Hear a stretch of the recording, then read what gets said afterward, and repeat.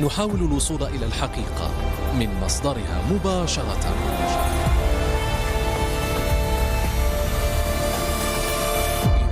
إذاعة الجزائر الدولية، صوتنا في العالم.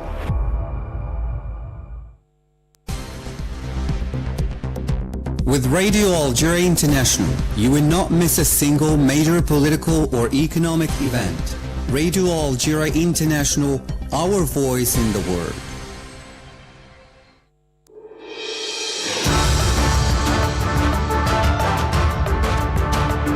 This is the English service of Radio Algeria International. It's time for the news. The President of the Republic, Mr. Abdelmadjid Tebboune, has affirmed during the ceremony celebrating the International Workers' Day that Algeria is on solid basis today, which proves the progress made over recent years following the decisions taken in all areas, particularly the economic and social ones. The Turkish Minister of Foreign Affairs, Hakan Fidan, has said that Turkey will join the genocide proceedings brought by South Africa against the Zionist entity before the International Court of Justice. And Algerian diva Hasna al-Bashariya, famous interpreter of Diwan music called Shor, died Wednesday in Bashar at the age of 74. Those were the headlines, and now the news in detail from Radio Algeria International. First, the President of the Republic, Mr. Abdelmadjid Tebboune, presided yesterday at the Maison du Peuple in Algiers over a ceremony to celebrate International Workers' Day. Accompanied by the Secretary General of the General Unions of Algerian Workers, UGTA, Ammar Takjout, and the son of the former General Secretary of UGTA, Abdelhak Ben Hamouda, the President of the Republic laid a wreath of flowers in front of the memorial to the Shuhadas or martyrs Aysat Dir and Abdelhak Ben Hamouda, and paid his respect to the workers and trade unionists, martyrs of the glorious war of national liberation and of the national duty. At the end of the ceremony, to celebrate International Workers' Day, the President of the Republic, Abdelmadjid Tebboune, was honored by Algerian workers and trade unionists, who awarded him the title of First Trade Unionist. The Secretary General of the General Union of Algerian Workers, UGTA, Ammar Takjout, awarded him the title on behalf of all trade unionists. The President of the Republic, Mr. Abdelmadjid Tebboune, has affirmed during the ceremony celebrating the International Workers' Day that Algeria is on solid basis today, which proves the progress made over recent years following the decisions taken in all areas, particularly the economic and social ones. In his speech before UGTA members and independent national unions, the President of the Republic stressed that he is personally working to improve the content of the special status and compensation schemes for the specific bodies of the national education system, underlining that this status must be specific to the educator and not to the civil servant. Likewise, President Tebboune hailed the role of the medical personnel, saying that what he was looking for was a status that shows the nobility of the profession and not the money. Let's listen to the President of the Republic. الجيش الابيض دار نيف وبض وضحى وما نساكمش والجزائر ما تنساكمش. انا جو فو ان ستاتيو مونطرون لا نوبليس دو كور با دراهم نعطيك يعني انتوما والمعلمين سي دي ستاتيو اللي يخرجوكم من الوظيفه العمومي كل باسي اوت شوز لان العمل اللي قمت به انا نعرفه وربي يعرف.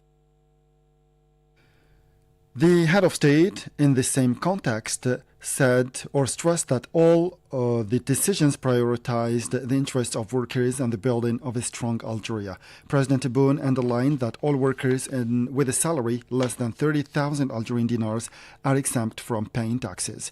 He recalled the social measures he ordered over the past few years, providing notably for the increase of the national guaranteed minimum wage to 20,000 Algerian dinars, the establishment of an employment benefit, and the protection of low-income workers. المرتب اللي اقل من 30,000 دينار ما يدفعش ضرائب ولا الرسوم، مع اللي نرفع له المرتب تاعو الى 50,000 60,000 دينار يدفع الضريبه، ولكن في الوقت الحالي ما يخلص لحد الان الاجور رفعناه نزيد نرفعه ان شاء الله. لما كل هذه السياسه اللي نصرت فيها امامكم جزئيا تعطي النتيجه نتاعها في الميدان، في الضرائب، في الحسابات الوطنية، لا كونتابيليتي ناسيونال، أن نلتزم برفع آخر للأجور للمرتبات وإلى آخره. With regard to retirement pensions, the head of state announced that the Council of Ministers would meet on Sunday to approve an increase in retirement pensions ranging between 10 to 15%. ونزيد نبلغكم وانتم أول من يسمعها أن مجلس الوزراء يوم الأحد إن شاء الله ربما يتأجل بيومين، أيوة الأحد يكون 2 ولا 3 باش نقرر الزيادة في الريترات.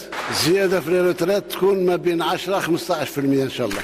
هذه أنتم ما طلبتوهاش، ولكن فيه ناس راهم يفكروا فيكم، لأن كما قلت أنا منطلق نتاعي أن أنتم الأساس تاع الجمهورية.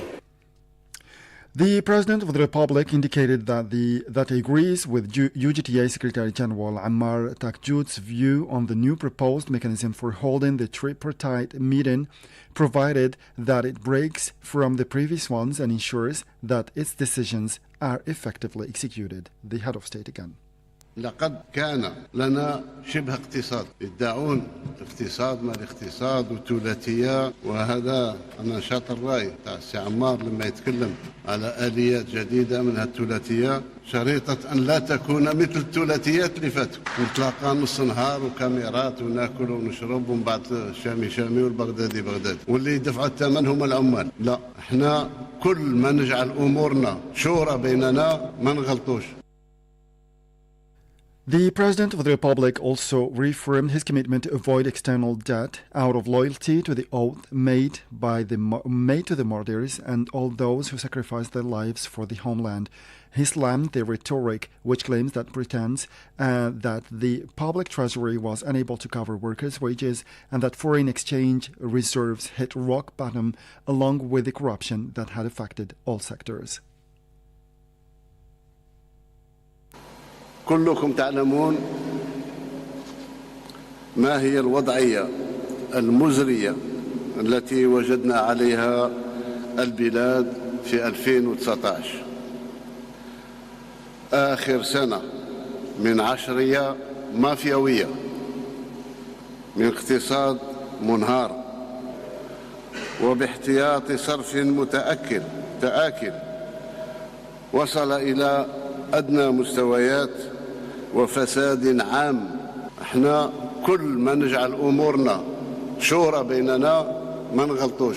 لقد كان شبه اقتصادنا الوطني في تلك السنوات مبنيا على أسس هشة. في 2019 بداية 2020 كانت بقية 42 مليار دولار فقط، وبدأت الناس تنادي وفرحانين دوك يمشوا لصندوق النقد الدولي، ولكن نعرفوا بلادنا ونعرفوا من أين يؤكل الكتف، وبدينا نصلحوا في الاقتصاد نتاعنا. ما نمشيش المديونية، نقطعتها قطعا ما نمشيش. President Tebboune also seized the opportunity to recall the high patriotic spirit and the steadfastness and bravery shown by the martyr of the national duty against the barbaric terrorism, namely the brave man Abdelhak Ben Hamouda. وإذ نقف اليوم معا نستشعر بكل فخر واعتزاز الروح الوطنية العالية والصمود والشهامة التي تحلى بها شهيد الواجب الوطني ضد الهمجية الإرهابية الرجل الفذ عبدالحق بن حمودة، الذي نترحم على روحه الطاهرة وعلى أرواح كل من قضى نحبه ممن ساروا على دربه. The President of the Republic concluded his speech by stressing that everything accomplished was in implementation of his commitments towards the Algerian people and which was made possible by the help of Allah and the efforts of patriotic men. The Secretary General of the General Union of Algerian Workers, UGTA, Ammar Takjoud, has welcomed the participation of the President of the Republic, Abdelmadjid Tebboune, alongside Algerian workers in the celebration of the International Day in accordance with his commitments and in recognition of their efforts in the building process. In a speech given on the occasion of the celebration of the International Workers' Day, presided over by the President of the Republic at the headquarters of the Trade Union Center and at the People's House, Ammar Takjoud recalled the gains made in the world of work, notably the increases in salaries and retirement allowances and pensions. Charged by the President of the Republic, Mr. Abdelmajid Tebboune, the Minister of Foreign Affairs and the National Community Abroad, Ahmed Attaf, has arrived in Copenhagen, Denmark, to take part in the 21st periodic ministerial meeting of African Nordic countries, according to a press release from the ministry. The session, under the theme Multilateralism and the Strengthening of Joint Trade and Investment, is devoted to examining a number of important issues relating to peace, security, economic cooperation, and global governance, in addition to the prospects for integrating the partnership between the African and Nordic groups in a new mutually beneficial approach. To the Middle East now, where the Commissioner General of the United Nations Relief and Workers Agency for Palestine Refugees in the Near East, UNRWA, Philippe Lazzarini, has welcomed Algeria's financial contribution to the UN agency so that it can continue to fulfill its mandate. It's moving to see all this excellent support for UNRWA and our work, including in Gaza, wrote Philippe Lazzarini on the X platform. He added that in recent months and in the face of the existential threats to the agency, several countries have come forward. This week, it is Algeria with a very generous contribution of $15 million. These efforts will enable us to continue and to protect Palestinian refugees and fulfill our mandate, underlined the UN official. And the United Nations Relief and Works Agency for Palestine Refugees in the Near East, UNRWA, has expressed alarm and at the extent of the damage inflicted on schools in the Gaza Strip, stating that nearly 86% of schools have suffered varying degrees of damage. More details in this report by our colleague Said Bouazi. During his speech on Wednesday at the session devoted to the examining of the American veto at the United Nations General Assembly, Riyad Mansour expressed surprise that the one who supported the accession of the Zionist entity 75 years ago, at a time when it was transgressing the UN Charter and resolutions, and who ignored the proposal for a just solution to the conflict, now maintains that Palestine's accession must be done with respect for the same resolution. I stand before you today as the massacres continue against the Palestinian people, he said, recalling in this context the recent discovery of mass graves in Gaza, testimony to the atrocity of the Zionist crimes. For his part, Burhan Ghafour, permanent representative of Singapore and vice president of the United Nations General Assembly, deplored the fact that the General Assembly is meeting once again to consider an American veto linked to the Palestinian question, pointing out that the divisions within the Security Council were hampering the institution's ability to carry out its responsibilities effectively. According to the procedure in use since 2022, a meeting of the General Assembly is held 10 days after the use of a veto by one of the permanent members of the Security Council. On 18 April, the Security Council failed to adopt a draft resolution submitted by Algeria on behalf of the Arab group recommending the admission of the State of Palestine as a full member of the United Nations.